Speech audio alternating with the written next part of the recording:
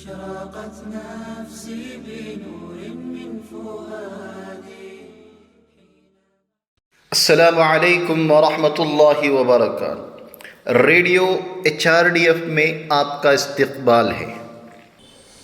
اعوذ باللہ من الشیطان الرجیم.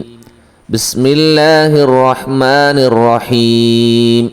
کیف تکفرون باللہ وکنتم امواتا فاحیاکم ثم یمیتکم ثم یحییکم ثم الیہ ترجعون.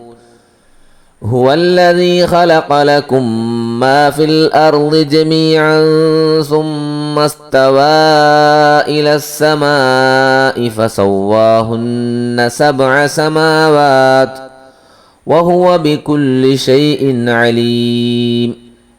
تم اللہ کے ساتھ کیسے کفر کرتے ہو حالانکہ تم مردہ تھے.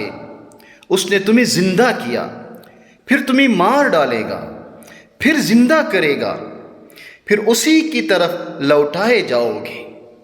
وہ اللہ جس نے تمہارے لیے زمین کی تمام چیزوں کو پیدا کیا، پھر آسمان کا ارادہ کیا اور ان کو ٹھیک ٹھاک 7 آسمان بنایا، اور وہ ہر چیز کو جانتا ہے.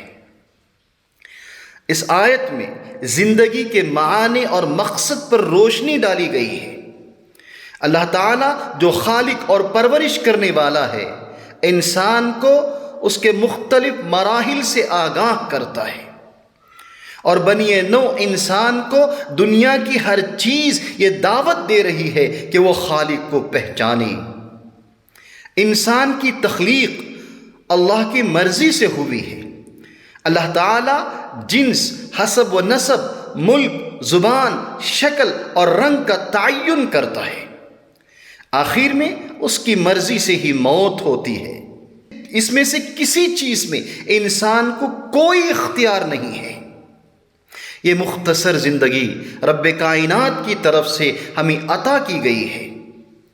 اگر ہم اپنے مستقبل کا تعین اللہ کی مرضی کے مطابق کریں گے تو انشاءاللہ ضرور ہم کامیاب ہو جائیں گے.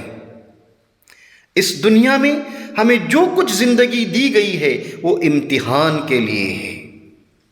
اس دنیاوی زندگی کا مشن ایمان لانا اور نیک عمل کر کے آخرت کی تیاری کرنا ہے. اللہ تعالیٰ کی طرف سے دیے گئے اس مشن کو انجام دینے کے لیے اس نے زندگی کی تمام سہولیات فراہم کی ہے.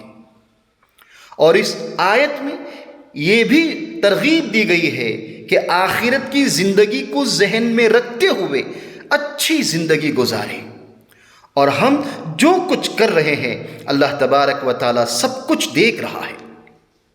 وقت آنے پر ہر ایک نیکی اور برائی ہمارے سامنے آ جائے گی.